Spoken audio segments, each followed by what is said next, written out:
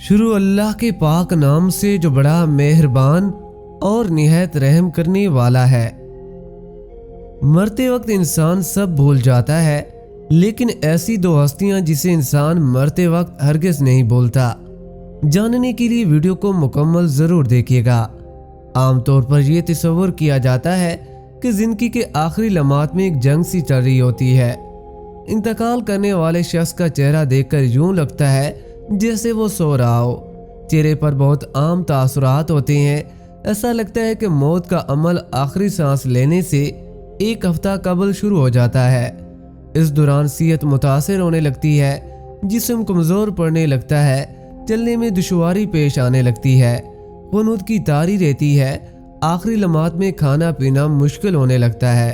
جیسا کہ قرآن مجید میں ارشاد ہے، اور کسی شخص میں طاقت نہیں کہ خدا کے حکم کے بغیر مر جائے، اس نے موت کا وقت مقرر کر کے لکھ رکھا ہے، اور جو شخص دنیا میں اپنے اعمال کا بدلہ چاہے اس کو ہم یہی بدلہ دے دیں گے، اور جو آخرت میں طالب ثواب ہو اس کو وہاں اجر عطا کریں گے، اور ہم شکر گزاروں کو ان قریب بہت اچھا صلہ دیں گے۔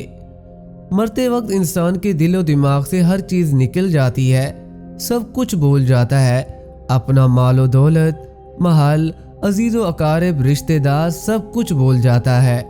مگر مرتے وقت انسان دو لوگوں کو بہت زیادہ یاد کرتا ہے۔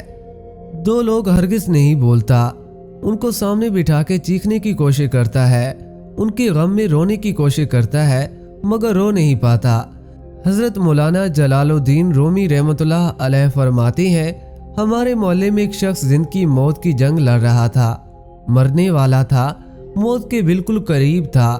لوگ میرے پاس آئے اور بولے، حضرت ہمارا ایک شخص مرنے والا ہے، آپ آئیے انہیں کلمہ پڑھنے کی تلقین کریں، قرآن پڑھنے کی تلقین کریں۔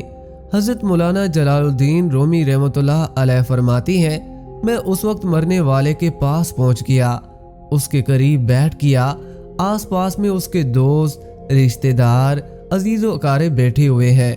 اب اس مرنے والے کی آنکھیں چھت پہ لگی ہوئی کچھ سوچ رہا ہے۔ اللہ نے اسے بولنے کی توفیق دی، وہ رو کر کہنے لگا، میرے بچے کہاں ہیں؟ اس کو نہ کمایا ہوا مال یاد آیا، نہ دولت یاد آئی، نہ عزیز و اقارب، یہاں تک کہ اسے ماں باپ بھی یاد نہ آئے، بس وہ کہتا ہے میرے بچے کہاں ہیں؟ بچے دوڑ کر آئے، ساتھ میں بیٹھ گئے، پھر کہتا ہے میری بیوی کہاں ہے؟ بیوی دوڑ کر آئی اور ساتھ بیٹھ گئی۔ اب کہتا ہے تمہیں دیکھ کر میرا دل رو رہا ہے، سوچ رہا ہوں میرے مرنے کے بعد میرے بچوں کا کیا بنے گا۔ انسان جب مرتے وقت بچوں کو دیکھتا ہے، اللہ تعالیٰ جب اسے دیکھنے کی توفیق دیتا ہے، ہمت دیتا ہے، جب آخری بار بچوں کو دیکھتا ہے تو وہ یہ بھول جاتا ہے کہ میرے مرنے کے بعد میرا کیا بنے گا۔ یہ سوچتا ہے کہ میرے مرنے کے بعد میری اولاد کا کیا بنے گا، میرے مرنے کے بعد پتہ نہیں میرے ان بچوں کا میری طرح کوئی خیال رکھے گا یا نہیں۔ اس کی آنکھیں رو رہی ہیں۔ بیوی کو نصیحت کرنے لگا کہ میں تو دنیا چھوڑ کے جا رہا ہوں، مجھ پہ ایک احسان کیجیے گا کہ میرے ان بچوں کو قرآن مجید کی تعلیم لازمی دیجیے گا۔ ان کے منہ سے نکلا اللہ کا نام میری قبر کو روشن کر دے گا، مجھے جہنم کی آگ سے، اللہ کے عذاب سے دور کر دے گا۔ ان کو دین کی تعلیم دینا۔ ایک واقعہ ملاحظہ فرمائیے، حضرت سیدنا موسیٰ علیہ السلام کا ایک قبرستان سے گزر ہوا۔ آپ علیہ السلام نے دیکھا کہ قبرستان کی قبر کے اندر مردے کو دردناک عذاب دیا جا رہا ہے۔ مردہ عذاب میں مبتلا ہے، اس کی قبر جہنم کے گڑھوں میں سے ایک گڑھا بنی ہوئی ہے۔ مردہ عذاب میں مبتلا ہے، چیخو پکار کر رہا ہے۔ حضرت سیدنا موسیٰ علیہ السلام آگے چلے گئے۔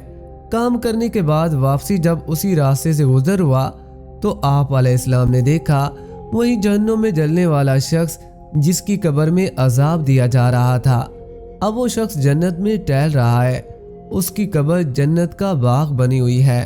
آپ علیہ السلام نے دونوں ہاتھ اٹھائے اور عرض کی، میرے مالک، تھوڑی دیر پہلے میں یہاں سے گزرا تھا، یہی قبر جہنم کے گڑھوں میں سے ایک گڑھا بنی ہوئی تھی، تھوڑی دیر کے بعد یہ جنت کے باغوں میں سے ایک باغ کیسے بن گئی؟ اللہ تعالیٰ نے فرمایا، موسیٰ یہ شخص جب مرا تھا، مرنے سے پہلے اپنی بیوی کو حاملہ چھوڑ کے مرا تھا، बीवी का एक बेटा पैदा हुआ। बच्चा आज छोटा कल बड़ा, थोड़ा सा बड़ा हुआ तो उसकी बीवी ने बच्चे को मस्जिद में भेजा। मुअल्लिम साहब ने उसके बच्चे को बिस्मिल्लाहिर्रहमानिर्रहीम पढ़ाई। जब उसके बच्चे ने बिस्मिल्लाह पढ़ी तो मूसा मुझे हया आई कि इसका बच्चा मेरा नाम ले और मैं अपने नाम लेने वाले बच्चे के बाप को जहन्नुम में डालूं। ये मेरी रहमत गवारा नहीं करती। इसलिए हमें चाहिए कि अपने बच्चों को कुरान मजीद की तालीम दें। अगर तुम चाहती हो कि तुम्हारी कब्रें रोशन हो, अजाब तुम्हारे करीब बिल्कुल ना आए, तो अपने बच्चों को कुरान मजीद की तालीम देना। हज़रत मौलाना जलालुद्दीन रूमी रहमतुल्लाह अलैह फरमाते हैं, वो शख्स तौबा करता करता ये कहता कि मेरे बच्चों को कुरान की तालीम देना। एकदम उसकी ज़बान लड़खड़ाने लगी, उसका बदन कांपने लगा। मौत का फरिश्ता आ गया रूह निकालने के लिए। फरमाते हैं, जब इंसान की रूह निकलती है तो उसका मुंह खुल जाता है, दोनों होंठ एक दूसरे से जुदा हो जाते हैं। इंसान की रूह इंसान के पैरों से निकलती हुई ऊपर की तरफ आती है। जब दिल और फेफड़ों तक पहुंचती है तो ये वो लम्हा होता है, ये वो वक्त होता है कि जब इंसान जिंदगी में पहली बार फरिश्ते और शैतान को देखता है। ये वो मुरल्ला होता है जब इंसान के एक तरफ शैतान उसके कान में गलत मशवरा डालता है और दूसरी तरफ उसकी जुबान से उसके अमल के मुताबिक अल्फाज निकलने लगते हैं। अगर इंसान नेक होता है, नमाजी होता है, इबादत गुजार होता है, तो फिर उसका दिमाग उसकी जुबान को कलमा पढ़ने की तलकीन करता है, दरूद पढ़ने की तलकीन करता है। और अगर इंसान नेक नहीं होता तो फिर उसका जो दिमाग होता है वो अजीब सी हैबत का शिकार हो जाता है और इंसान शैतान के मशवरे को कबूल कर बैठता है। जब इंसान शैतान के मशवरे को कबूल कर बैठता है फिर कोशिश करता है कलमा पढ़ने की, लेकिन नहीं पढ़ पाता। नाजरीन, आज हमारी आंखें खुली हैं, आज हमारी सांसें चल रही हैं। इससे पहले कि ये वक्त गुजर जाए, ये जिंदगी के लम्हे मेरे और आपके लिए गनीमत है। आखिरत के लिए कुछ इकट्ठा कर लो, मरने से पहले पहले कब्र की रोशनी बना लो। मालूम नहीं फिर फुर्सत मिले ना मिले, मालूम नहीं फिर ये जिंदगी के लम्हे मिले ना मिले। अल्लाह पाक हम सबको अमल की तौफीक अता फरमाए और हमारा खात्मा ईमान पर फरमाए। आमीन सुमा आमीन। नाजरीन, कमेंट बॉक्स में एक बार अल्लाह के 99 नामों में से एक नाम ज़रूर लिखिएगा।